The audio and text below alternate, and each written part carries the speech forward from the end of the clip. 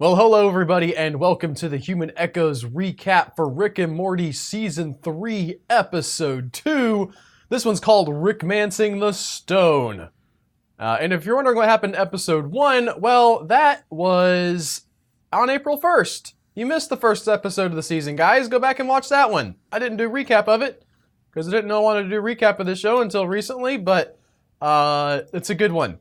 And you know, this episode kicks right off with following up on the Jerry and Beth divorce, which I love that they're going deep about this in this show. That's something that I really appreciate about Rick and Morty, is that it's not always just about the silly sci-fi stuff. I mean, very much there's a lot of silly sci-fi stuff and a lot of great humor, but there's always this dramatic backing to the show that I think gives it some strength that just being a silly sci-fi show wouldn't have.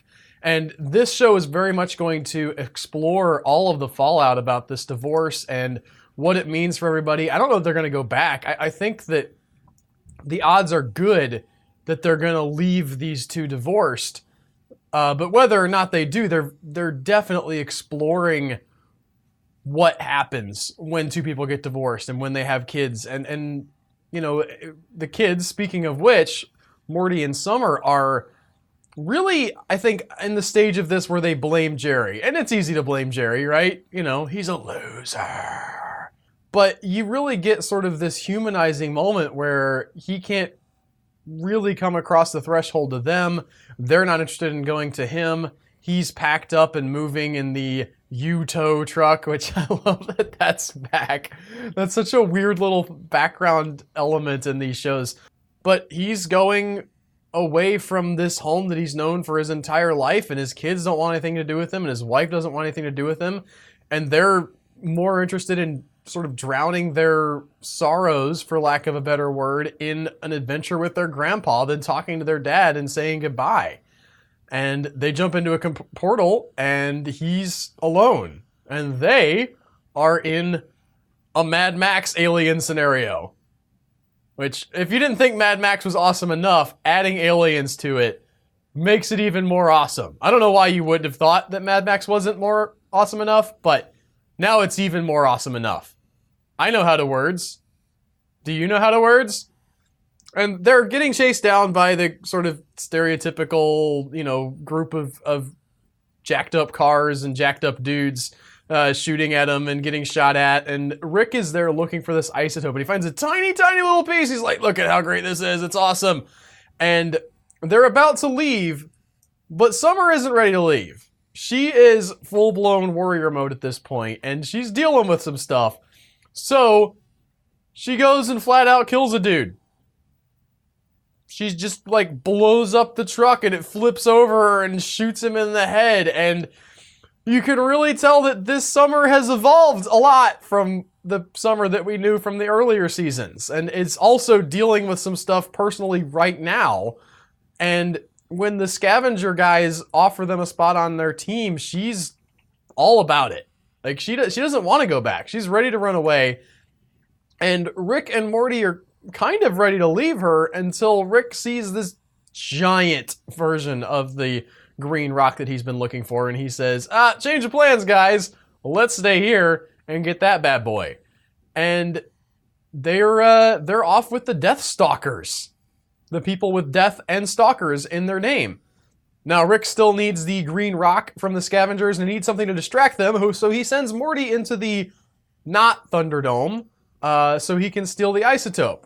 And in order to keep Morty from getting pounded into the ground by the giant mutants, he uses this muscle memory extractor, which pulls fluids out of dead arms and injects it into Marty's arm. You get the sense that he's planning on doing more than just the one arm, but before he has the chance to, the giant arm takes over and runs into the Thunderdome and starts beating fools up. And I think this is a great moment for Morty because on the one hand, he's out of control. Like, he cannot stop this arm from beating some folks up. And it mirrors his real life right now, where he can't stop his dad from leaving, and he can't stop his mom from divorcing him, and he can't stop any of the stuff that's happening. And on the other hand, he's getting to beat people up, take this violence out, this sort of inner rage and inner impotence that he's feeling, and take it out on these people who he cannot stop from beating up anyway. And he gets to do this great moment where he's screaming at these people who he's in the middle of killing, and it's him screaming at his dad. Rick tries to get away with the green rock, and the muscle memory Morty arm does not let him, which leads to Rick leaving behind Summer and Morty in the sort of weird post-apocalyptic dimension. And he escapes back to Earth, and now he has to talk to Beth about the divorce. Which, on the scale of things that Rick wants to do, talking to his daughter about her divorce is probably way lower than going and fighting some weird mutant dudes in Mad Max world. But he does talk her through it. He tries to give her some advice. He's not good at it, but you can tell that he's working on some kind of sympathy. And this part of the episode where Rick builds robot Summer and Morty's to help Beth deal with the divorce, I thought was really interesting because Rick, on some level, understands what his daughter needs.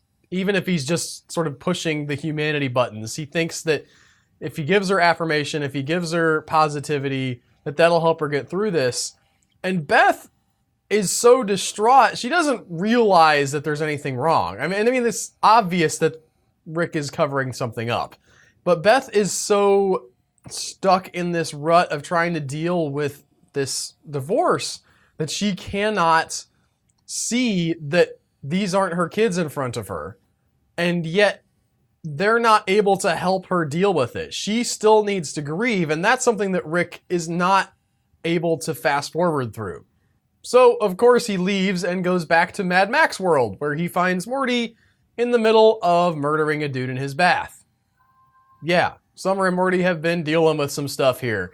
Summer has got herself a boyfriend. Great joke when the Buckethead guy from the beginning takes his helmet off, and he's got this incredibly silly mustache. He's all pale under there because the sun don't shine on his head normally, and his voice is just this normal guy, like just an accountant or whatever. Whereas before he was talking like this. He had a serious voice, like a man from the wasteland. And Summer, of course, trying to deal with the loss of her father, does what most girls with daddy issues does and tries to replace him with an older boyfriend. It won't work out, but we'll get to that in a little bit. Morty, on the other hand, has realized that his muscle memory giant beefy Trogdor arm is not just good at beating people up, it actually has memories of what its life was like before it died, and it's interested in taking revenge on the guy who murdered its family and its owner. And Morty has to go along with the arm on its revenge quest, and it kind of grows attached. He's gotten used to having this arm here, and even though it's not a healthy relationship, right? Again, we're dealing with divorce metaphors. He's gotten used to this. There's things that he needs from this relationship, and when he finds out it's about to end, he can't deal with it. And yet, of course, the beefy arm does have to go. It chokes out the dude in the bathtub, and it's something that only Rick and Morty could do, having him have this giant beefy arm choking this guy out in a bathtub while he's talking to Rick about completely unrelated stuff is great. It's just a great moment.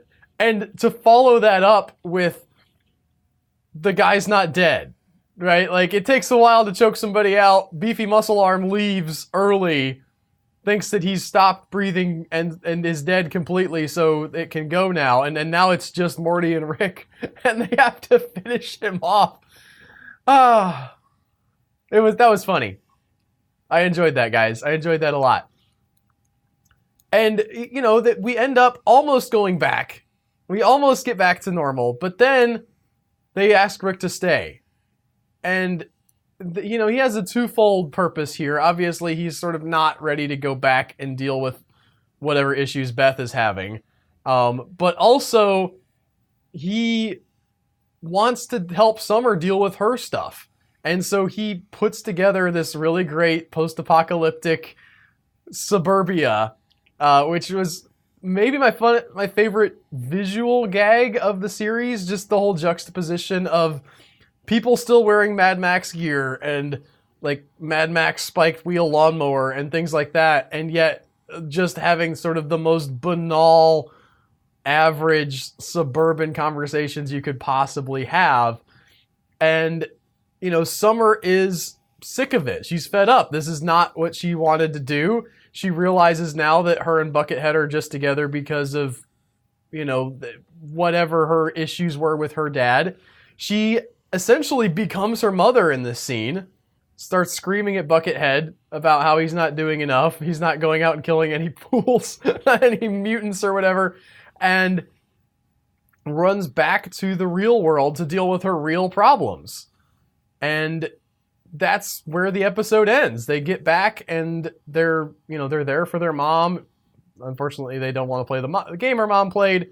And there was the great moment in this episode when the Morty bot decided that it wanted to have feelings and be a real person at the same moment that it was being recalled to go and be replaced by the real Morty.